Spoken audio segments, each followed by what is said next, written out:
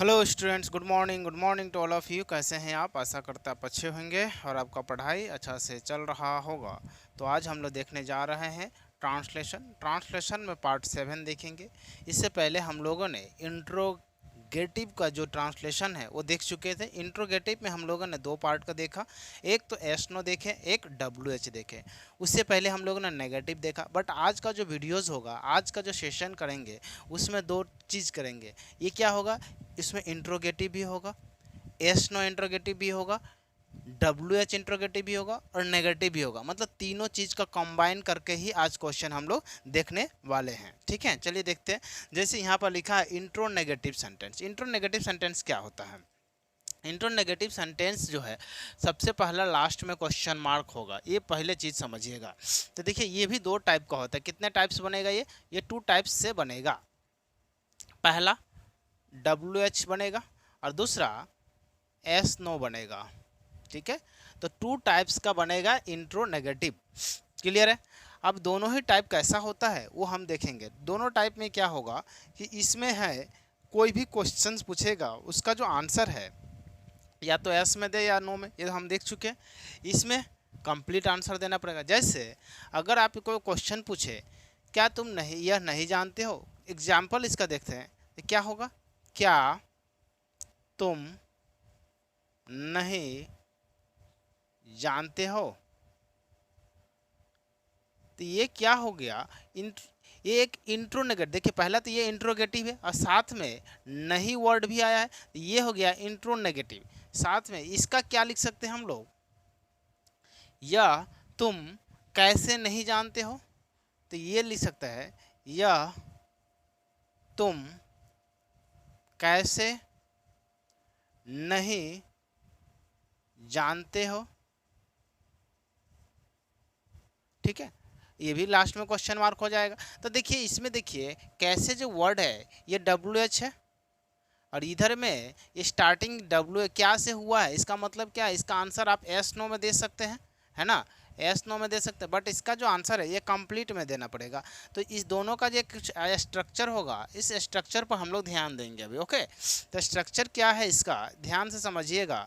Structure ही important हो जाता है हर चीज़ का। ठीक है, तो इसमें हम लोग जो है एस नो का जो स्ट्रक्चर लिखेंगे वो लिख सकते हैं। एक ना दो स्ट्रक्चर हम लोग इसका तैयार कर सकते हैं। पहला डू या फिर डज। क्यों? क्योंकि एस नो में हमेशा पहले हेल्पिंग वर्ब आएगा, उसके बाद डू या डज आएगा, उसका सब्जेक्ट आएगा, उसके बाद क्या आएगा? नॉट आएगा, उसके बाद आएगा वर्ब वन। ध्यान रखिएगा कि यहाँ वर्ब वन ही आना चाहिए। Verb two, verb five, S है, यस कुछ भी नहीं लगा, क्यों? क्योंकि डू या डज आ जाएगा। उसके बाद ऑब्जेक्ट आएगा, लास्ट में क्वेश्चन मार्क आएगा और ये आपका स्ट्रक्चर बनकर हो जाएगा तैयार। क्लियर है? तो ये एक स्ट्रक्चर है। दूसरा स्ट्रक्चर अगर आप लिखना चाहते हैं तो ये भी लिख सकते हैं। डू के पहले ही अगर आप ये नोट यहाँ नहीं लिखना चाहते, हेल्पिंग वर्ब के साथ लिखना चाहते हैं तो लिखना पड़ेगा। ऐसे आप नहीं लिख सकते हैं कि डू नॉट, नहीं, ऐसे नहीं लिख सकता। आपको लिखना पड़ेगा डोंट, और ये आप इस तरह से स्टार्टिंग में आप लिख सकते हैं। ठीक है, तो ऐसे यूज करना होगा।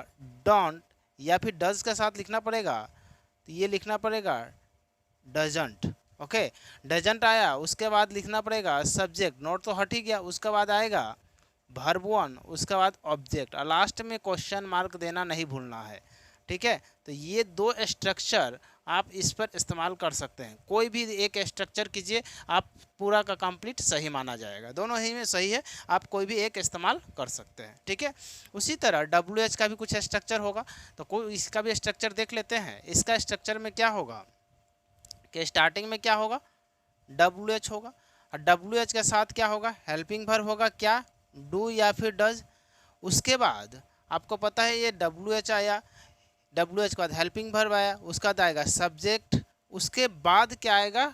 नॉट, उसके बाद वर्ब वन, उसके बाद ऑब्जेक्ट, लास्ट में क्वेश्चन मार्क। ठीक है, तो ये एक स्ट्रक्चर बन जाता है। ओके, दूसरा स्ट्रक्चर अगर इसी को हम देखें, ये नहीं तो ए, तो यहाँ पर लिखिएगा डब्ल्यू एच के साथ। अगर आप इसका साथ ही नोट लगाना चाहते हैं तो सेम कंडीशन है, आपको डोंट यूज करना पड़ेगा या फिर डजंट यूज करना पड़ेगा। उसके बाद आपको यूज करना है सब्जेक्ट, नॉट तो पहले से ही यूज कर लिए, उसका बाद यूज करना है वर्ब वन, उसका बाद ऑब्जेक्ट, और लास्ट में आपको क्वेश्चन मार्क यूज करना ही है। ओके, तो ये दो स्ट्रक्चर आपको ध्यान में रखना है। अगर आप ये वाला WH बनाते तो ये दो स्ट्रक्चर, अगर आप एस नो बनाते तो ये दो स्ट्रक्चर आपको ध्यान में रखकर बनाना पड़ेगा। ठीक है, तो चलिए देखते हैं कुछ क्वेश्चंस हम देखेंगे इस टाइप के, जैसे कि आप क्वेश्चन लगा होगा तो आप हम लोग देखेंगे कुछ क्वेश्चंस को, जो 5-5 क्वेश्चन होगा, 5 इसका क्वेश्चन देखेंगे, 5 ये क्वेश्चन देखेंगे, फिर उस क्वेश्चन को हम लोग सॉल्व करेंगे। तो चलिए देखते हैं क्वेश्चन। तो ये क्वेश्चन आप देख रहे हैं, क्वेश्चंस हम लोगों को ये पहले से लगा हुआ है, और क्वेश्चंस अब हम लोग इसे बनाने का ट्राई करेंगे। क्या दिया हुआ है, क्या आप अंग्रेजी नहीं जानते हैं? तो सबसे पहले आप स्ट्रक्चर पर बात करेंगे। देखिए अब थोड़ा बड़ा बड़ा हो गया, स्ट्रक्चर सब बड़ा बड़ा हो गया। स्टार्टिंग में जब हम लोग शुरू किए थे तो 2 वर्ड 3 वर्ड का था, अभी हम लोगों को थोड़ा सा बढ़ते जाओ, अभी और बढ़ेगा, बड़ा होते जाएगा, क्योंकि हम लोग क्या करेंगे, एडवांस लर्निंग करते जाएंगे। जब भी एडवांस लर्निंग करेंगे तो और बड़ा होते जाएगा ट्रांसलेशन, और हम लोग स्ट्रक्चर पर काम करेंगे तो स्ट्रक्चर हमेशा सही देता है। ठीक है, तो चलिए देखते हैं। अभी हम लोग प्रेजेंट इंडेफिनिट पे ही काम कर रहे हैं, इस चीज़ को नहीं भूलना है। ठीक है, तो क्या है, क्या आप अंग्रेजी नहीं जानते हैं? तो सबसे पहला चीज़ कि ये जो है क्या चीज़ से स्टार्ट हो रहा है, क्या से, मतलब ये हेल्पिंग है। यहाँ पर लिखा है एस नो इंट्रोगेटिव सेंटेंस, तो ये पहला हम लोग कर रहे हैं एस नो इंट्रोगेटिव सेंटेंस, है ना। तो यहाँ पर सबसे पहले क्या लाना है, स्ट्रक्चर देखिए, या तो डू लाइए या फिर डज लाइए, या फिर इसका एक और स्ट्रक्चर होता है जो आप दोनों में से कुछ भी एक यूज कर सकते हैं। या तो आप ऐसे कर सकते हैं डोंट, या फिर doesn't plus does plus subject plus verb one plus object plus question mark, दोनों में से कोई एक आप इस्तेमाल कर सकते हैं। ठीक है, तो देखिए इसका क्या होगा, तो स्टार्टिंग में क्या है, यहाँ पर देखिए क्या आप अंग्रेजी नहीं जानते हैं, तो यहाँ पर सब्जेक्ट का रूप में क्या है हमारा पास, आप है, और आपका इंग्लिश होता है यू, और यू का अच्छी तरह से आपको पता है कि हम लोगों को ही, सी, इट और एनी वन नेम, इस सब के साथ हम लोग लगाते हैं डज, बाकी के साथ जो है क्या लगाते हैं, डू, यानी 4 वर्ड के साथ सिर्फ इस्तेमाल किया जाता है डज, बाकी के साथ हम लोग इस्तेमाल करते हैं डू। ओके, तो यहाँ पर देखिए आपका इंग्लिश होता है यू, और यू के साथ देखिए यहाँ पर यू वर्ड है नहीं, तो इसका मतलब है कि यहाँ पर क्या इस्तेमाल होगा, डू। ओके, तो यहाँ पर क्या होगा, डू, तो यहाँ लिख सकते हैं डू, क्यों, क्योंकि स्टार्टिंग में हमें हेल्पिंग वर्ब चाहिए, डू और डज में से चूज करना था, तो हमने चूज किया क्या, डू। क्यों चूज किया, क्योंकि है सब्जेक्ट के रूप में आएगा यू, डू यू। अब यहाँ पर हमें देखिए सब्जेक्ट भी ले लिया, अब लाना क्या है, नॉट, डू यू नॉट। अब क्या चाहिए, भर्ब, भर्ब में भी कैसा भर्ब चाहिए, भर्ब वन चाहिए, तो डू यू नॉट। अब यहाँ पर भर्ब क्या होता है, भर्ब जो है जिसमें लाया रहेगा ता है, ती है, ते हैं, ना है, ये सब जो वर्ड है वो भर्ब के रूप में हमें जानते हैं। यहाँ पर क्या हो जाएगा, जानना, जानना क्या होता है, ये होता है इसका अंग्रेजी नो, KNOW, इसका भी आपको 3 भर्ब होना चाहिए याद, जैसे कि भर्ब वन इसका नो हो जाता है, भर्ब 2 इसका न्यू हो जाता है, इसी का भर्ब 3 नन हो जाता है। तो ये तीनों ही बहुत इंपॉर्टेंट है, इस चीज़ को आपको याद रखना चाहिए, क्योंकि नो का भर्ब 1 भर्ब 2 भर्ब 3 बहुत ज़्यादा इंपॉर्टेंट हो जाता है। ठीक है, तो यहाँ पर क्या होगा, डू यू नॉट नो, क्यों, क्योंकि नो है, क्या आ जाएगा, नाउ, तो क्या आ जाएगा, डू यू नॉट नो, आप क्या नहीं जानते हो, अंग्रेजी, you don't know English, English. देखिए बहुत आसान तरीका से हम लोग बना दिया। अब यहाँ पर देखिए लास्ट में हमें क्या चाहिए, क्वेश्चन मार्क, तो यहाँ पर क्या दे देंगे, क्वेश्चन मार्क, और ये बनकर क्या हो गया, तैयार हो गया। अगर आप चाहते ऐसा बनाना, ऐसे भी बना सकते हैं, कैसे बनिएगा, ये बन जाएगा डोंट यू नो इंग्लिश, बस खत्म। जब यहाँ पर क्या आ जाएगा, डोंट यू नो इंग्लिश, बन गया।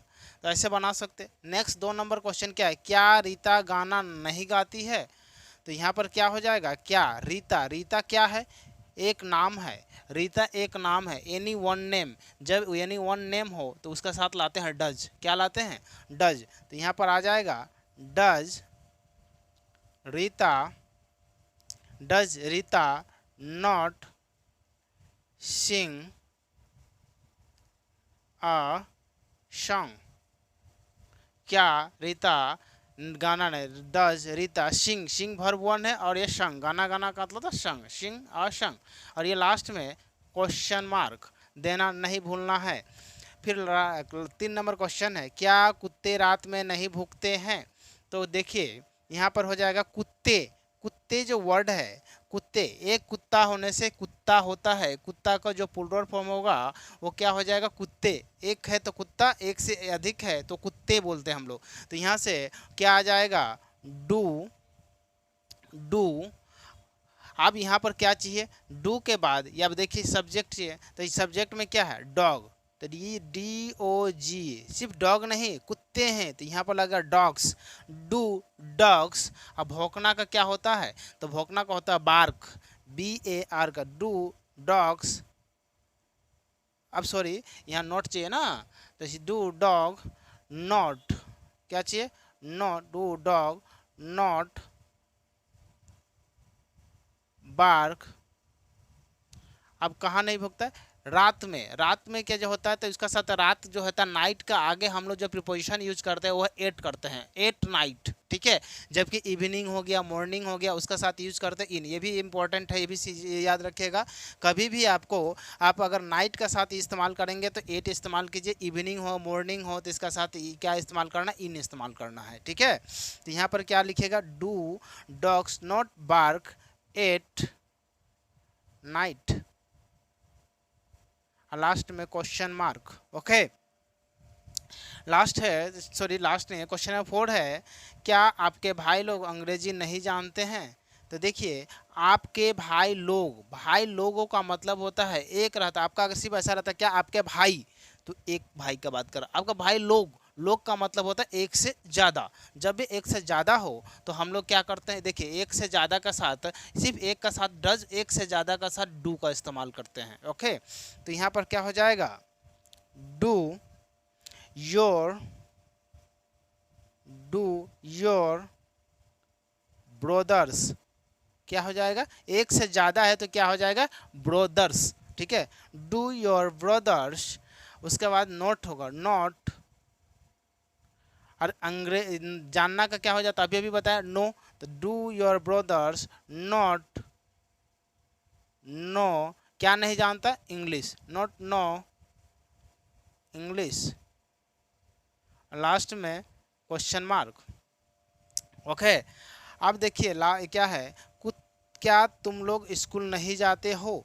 तो क्या तुम लोग स्कूल नहीं जाते हो, तो यहाँ पर क्या हो जाएगा, तुम लोग, तुम लोगों का मतलब होता है यू, क्या यूज करेंगे यू, तो यू के साथ क्या यूज करेंगे do, do you not, do you not, जाना का होगा गो, डू यू नॉट गो।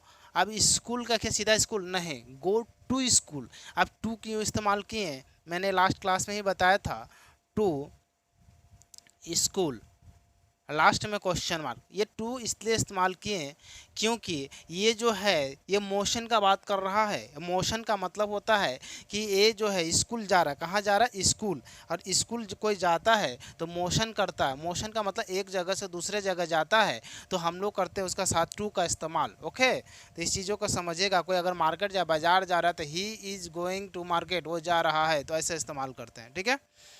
तो ये क्वेश्चन नंबर 5 हो गया। अब हम लोग देखेंगे WH इंट्रोगेटिव, ठीक है, तब तक ये नोट कीजिए।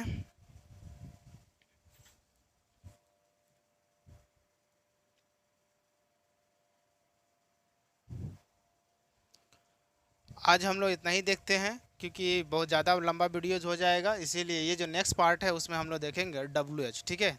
चलिए आज हम लोग इतना ही देखते हैं, तब तक के लिए जय हिंद।